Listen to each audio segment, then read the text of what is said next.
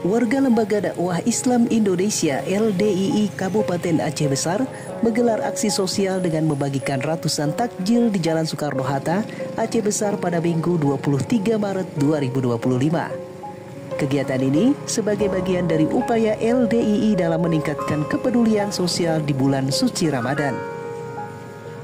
Ketua DPD LDII Kabupaten Aceh Besar, Damra Soleh mengatakan, pembagian takjil ini bertujuan untuk membantu masyarakat yang belum sempat berbuka puasa di rumah agar dapat menikmati hidangan berbuka di perjalanan. Yang mana tujuan kami bagi takjil ini, mana tahu ada beberapa masyarakat yang tidak sempat berbuka di rumah bisa berbuka atau membatalkan puasanya di perjalanan. Itu salah satu tujuan kami.